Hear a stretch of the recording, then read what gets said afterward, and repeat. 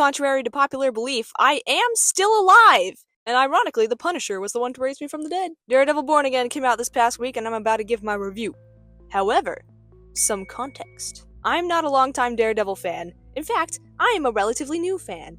And by new fan, well, let's just say 3 weeks. I watched all of Daredevil and the Defenders in 3 weeks to prepare for this show, and you may be wondering, why on earth did you not give yourself more time? And to that I say, I did. Flashback to November 2024. I watched Daredevil Season 1. It was very good!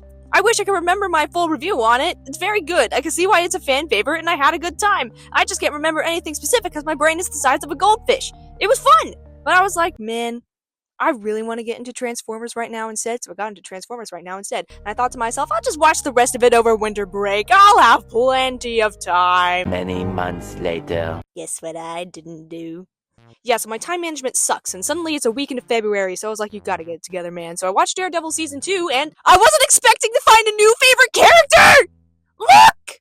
Frank's here on my wall, Frank's here on my wall again, Frank's here on my wallpaper. I have a playlist full of compilations and scenes of edits. What have I become? Coming into Season 2, I didn't know anything about the Punisher, except for the moniker, the skull, and the guns. It wasn't until I was watching the show that I was like, oh yeah, I forgot Punisher was in this. It wasn't like adoption papers at first sight, you know? I had to watch him a bit, see what he's about, and he passed every vibe check, so I was like, okay, this guy's pretty cool. I mean, I don't really agree with him, though. I'm more with Daredevil and the whole no killing people thing, but this is a fictional man, which means I support all his wrongs, like a good mother would do. And then, this is the scene. Karen's apartment, when she heard some thumps outside, and she pulled out her gun and waited. It was tense, and I was like, is it gonna be Frank? Please let it be Frank. It's Frank! Look at him!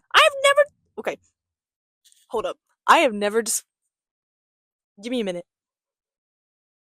I have never described a character as baby girl before, but he is my son, born and raised, so I feel qualified to do that. Their friendship is everything to me! I could keep talking about him for hours and hours, but I gotta get to the review. Season 2 is my favorite Daredevil season, hands down. And Elektra was there too, I guess. Wasn't a big fan of her for most of the season, because she was coming between Matt and Karen. I don't even ship Matt and Karen, really, but come on, Matt, stay focused. You gotta pick one. You can't have both. And it was upsetting me. She grew on me by the end of the season, so I'd be happy to see her again, but there better be no funny business. Daredevil Season 3. Good times. Kingpin at his peak. Bullseye was cool. Actually, this season was quite depressing, especially at the beginning, because Matt was depressed, which was understandable due to the circumstances. But I was sitting there watching like, man, this does not spark joy. Good times, great season, 0 out of 10, no Frank Castle. So only a couple episodes into Season 3 did I realize that the Defenders actually came in between Season 2 and 3, so I could have stopped watching and gone back to watch the Defenders so I could watch it in the intended order. But I didn't do that. So I have free will. Defenders was good! I feel like I could appreciate it more if I'd seen the other shows with the other characters, but all in all, it was still a good time. I'm writing my thesis on it. And that's it! And now I still have a week and a half before Board Again. Oh my gosh. What am I going to do for a week and a half? Of course I have to support my son in his own show! It wasn't in my original plan to watch it, but I didn't plan for this. I love this show. I don't think it's objectively better than Daredevil, but I liked it better than Daredevil because I'm so biased right now. I'm not here to talk about this! I must restrain myself! He loves his wife, he loves his wife, he loves his life, he loves his wife, he loves his wife, we love a man who loves his wife, we love a man who loves his wife, we love a man who loves his wife, we love a man who loves his wife, we love a man who loves his wife! And he's so good with kids. He's just so cool. I've only had this man for 3 weeks and I am eating well. Not gonna lie, this made me so much more excited for Born Again. And guys, what's wrong with me? I had 5 days to spare. What is wrong with me? First, I want to say, vibes? Immaculate. This show does a really good job of merging the vibes from the original Netflix Daredevil show and the vibes of the MCU. Just the way everything's shot. Okay, I need to nerd out. Hold on. Daredevil has always been so good with creative camera angles and symbolism through lighting and clever camera tricks, and as a film student, I am loving every second of it. Look! That entire fight between Daredevil and Bullseye was one long shot. One.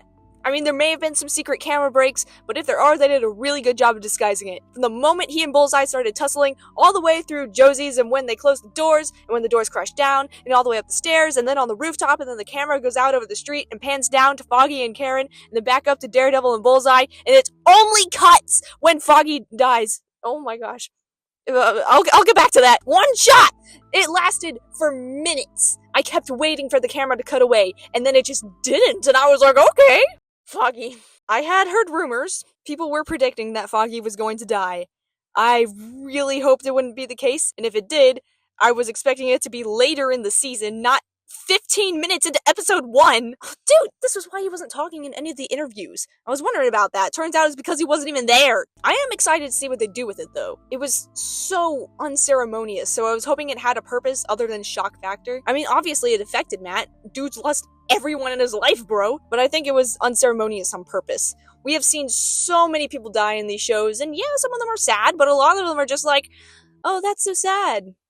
Anyway, people die every day in these shows, and they're unceremonious. They're just NPCs, and now a main character has gotten that treatment, and it feels like that means something, but I don't know what yet. Guys, I'm looking at my notes here. I watched episode 1 at like 2 in the morning, so it was pitch black, but I wanted to take notes, so I tried my best in the dark.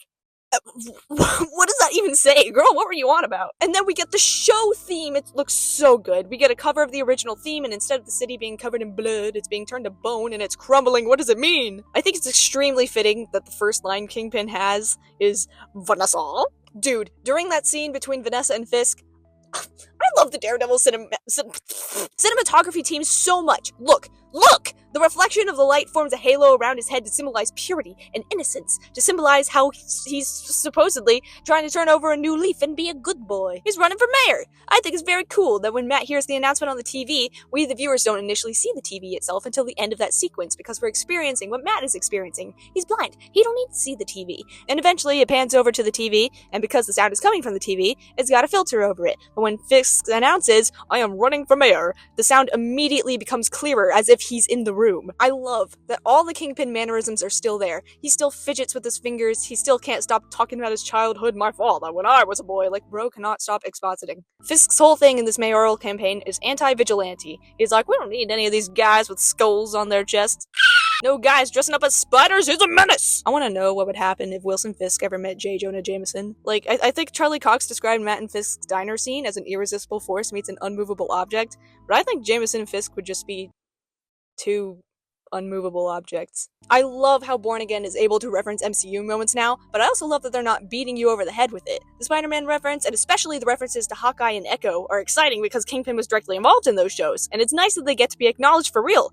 I don't need any MCU cameos in the show, not gonna lie. Just us getting Daredevil again with the classic Daredevil characters is enough. I am obsessed with the lighting in the final scene. You got Matt. One side of his face is lit up in red, the other side enshrouded in shadow to symbolize his dual nature and double life. Meanwhile, you have Wilson Fisk lit up in the white light, once again symbolizing purity and innocence, but we know better, and it matches the poster, the dichotomy! Episode 2. We're introduced to White Tiger, and he is in trouble because he accidentally killed a cop. So that leads into the whole, are vigilantes actually bad thing? And I think it was kind of weird and kind of funny that Matt, when he found out that his client is White Tiger, was like, bro, why didn't you tell me? This was kind of important. I can't believe you've done this. When, like, literally he's doing the exact same thing. Okay, the big thing I want to focus on right now is this. When White Tiger, I don't remember his civilian name, was in a fight with those cops, that was sus, right? Because the cops definitely looked like they were jumping this guy who may or may not be innocent, I don't know. So White Tiger steps in, saves the day, accidentally knocks a cop into the train, saves a guy who gets away, hooray, hooray. Then later, when Matt investigates, he finds the guy the cops had jumped and was like, bro, we need to question you, but not right now, because the cops are here and they are coming for you. And Matt catches the cops in the act,